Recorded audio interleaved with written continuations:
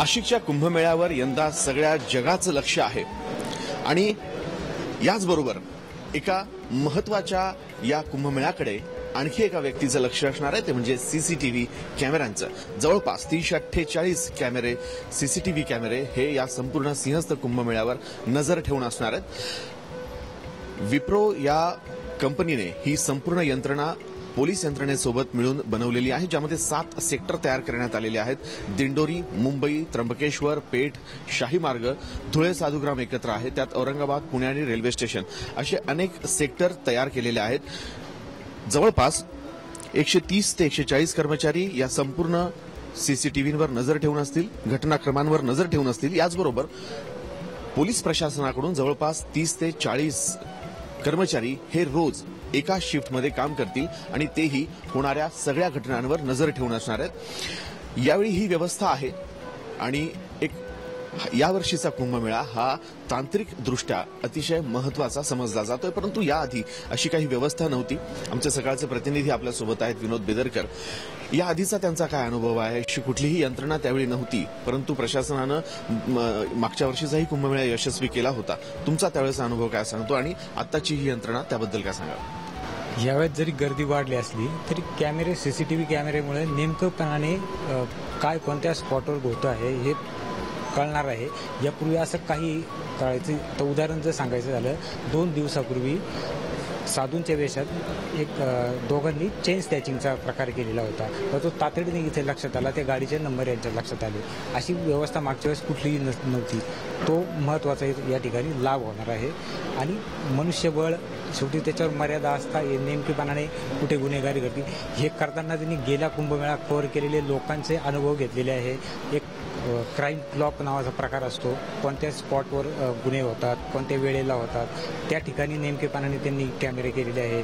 Central gel सारखा प्रकार आहे का त्याच्या समोर कोण येतं कोण नाही याच्यावर पण त्यांना लक्ष ठेवता येणार आहे. आता हा आपल्या तिथे जो रेल्वे स्टेशनचा जो भाग दाखवलेला आहे, रेल्वे स्टेशनचा क्राईम जो आहे तो पूर्वी कव्हर करण्यासारखी परिस्थिती नव्हती, मनुष्यबळाचे हे होते याच्यात.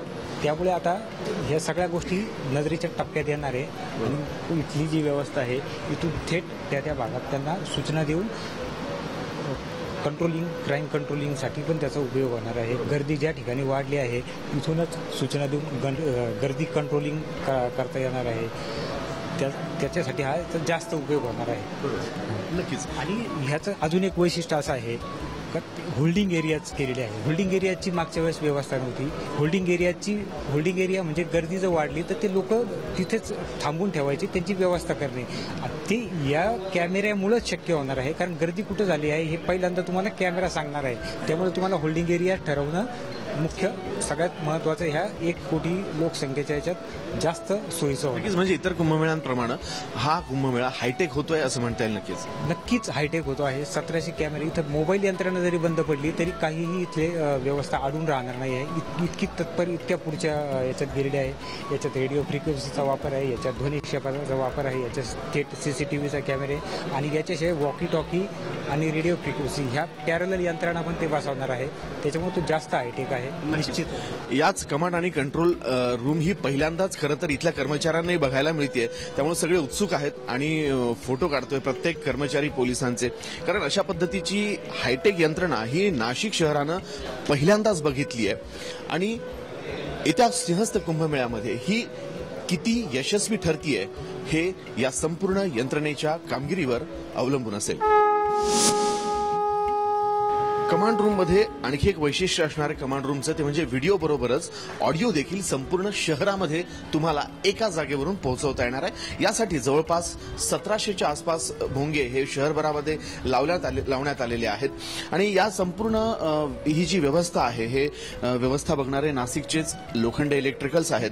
त्यांच्याशी याविषयी आपण अधिक बोलूयात की नेमकी ही यंत्रणा काय आहे आणि कशा पद्धतीनं काम करणार आहे. सर, स्वागत करतो आपलं. काय ही यंत्रणा आहे ऑडिओची? कारण पहिल्यांदाच हा प्रयोग कुठल्या तरी शहरात होतोय अशा पद्धतीनं. ही ऍक्च्युली संकल्पना जी आहे पोलिसांचीच आहे. याला फक्त आम्ही इम्प्लिमेंट केलेलं आहे. त्यांनी त्यांच्या सूचनेनुसार त्यांना जसं पाहिजे होती सिस्टीम तशी आम्ही त्यांना बनवून दिलेली आहे. याच्यामध्ये टोटल 11 सेक्टर आहे आणि एक मेन कंट्रोल सेंट्रल सेक्टरमध्ये मेन कमांडिंग सेंटर. तर 11 सेक्टरमध्ये अशी टोटली 1734 भोंगे त्याच्यातले 1300 भोंगे हे सेंट्रलाइज हे होणार आहे. त्याच्यातले सेक्टर वाईज प्रमाणे तुम्हाला प्रत्येक सेक्टर, सपोज त्र्यंबक आहे आपलं, त्र्यंबक रोड आहे, तुम्ही त्र्यंबक रोडला तुम्ही त्या सेक्टरला पुन्हा अनाउन्समेंट करू शकता. शिवाय फक्त त्यांना ठराविक म्हणजे रामकुंडावर त्यांना अनाउन्समेंट करायची आहे तर त्यांना ते करू शकतात.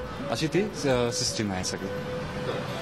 याविषयी कुठल्याही पद्धतीनं ज्या घटना मागे झालेल्या आहेत सिंहस्थ कुंभमेळ्यात, अशा घटना होऊ नये, खरं तर त्यासाठी ही व्यवस्था आहे की वेळोवेळी भाविकांना आणि पर्यटकांना किंवा येणाऱ्या लोकांना माहिती मिळावी.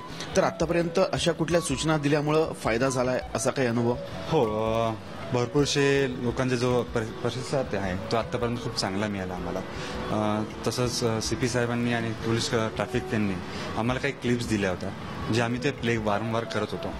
त्याच्याने लोकांना पण भरपूरशा त्या माहिती मिळालेली आहे नाशिकच्या शहराच्या बद्दल, ट्रॅफिक्स, त्यानंतर जे घटना झाली मागच्या वेळेस, मेन म्हणजे ती घटना झाली कारण लोकांना माहीत नव्हतं, गैरसमज लोकांचा जास्त होता, पळापळी झाली ती.